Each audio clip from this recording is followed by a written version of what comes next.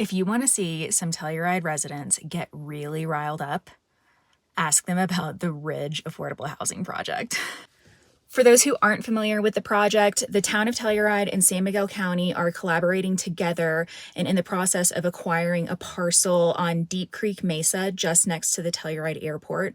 It's known as Diamond Ridge. It's about 105 acres total, 39 of which will be dedicated to affordable housing. The rest will remain open space. Essentially, the land cost is around $7.2 million, but the state has awarded this project a grant of $5 million with some stipulations to go toward the purchase price. Some of the stipulations of the grant are that at least 150 units must be constructed. In this case, a unit means a 3-bedroom house. Also, they will only, of course, be available to those who are part of our local workforce. They will all be for purchase, not for rent. And the purchase price will vary between $320,000 up to about $487,000, depending on the household income of the buyers. Basically, this community will be comparable to, say, a Lawson Hill, but it's important to remember that Lawson Hill also came with significant infrastructure improvements, public transportation, a bike path, a large commercial and industrial park, etc., etc. But now none of this can happen if it isn't approved to be rezoned. It's currently zoned agricultural. They are attempting to rezone this to community housing to allow for the amount of density that they will need to build this project. Obviously, a project of this size is creating a huge buzz in the community, with supporters wanting to move forward for the sake of affordable housing, and the opposition are asking for more transparency from the local governments before agreeing to rezone a property of this nature. Personally, I have a few questions that I would like to have answered before I can really form an opinion on whether or not I believe this particular project should happen. Otherwise, I feel like it is a little bit cart before the horse.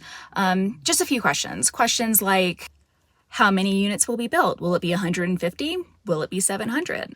Aside from the purchase price, what are the costs to develop a community like this, including pulling in utilities, water, sewer, electricity, roads, everything? What infrastructure will be put into place to manage this additional traffic on the airport road and the spur? Will we need a new roundabout at that intersection? Will public transportation be introduced to the area? And will that schedule be frequent enough to serve all aspects of our workforce, including the restaurant industry? Will the school be able to provide a bus for students? How will this new density impact the environment, including the herd of elk that call this property home? Will this property allow dogs or restrict dogs similar to Lawson Hill and Two Rivers? What's the current demand for 3-bedroom owner-occupied homes at this price point? Will this density, whatever that may be, meet those demands or exceed them?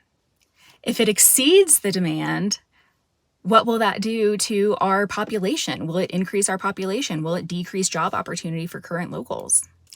How will the deed restrictions work, especially considering that the purchase price is so tied into income? How often will those compliance checks take place? If a new homeowner receives, say, a raise that pushes them over the AMI limit, will they be forced to sell their home? How quickly?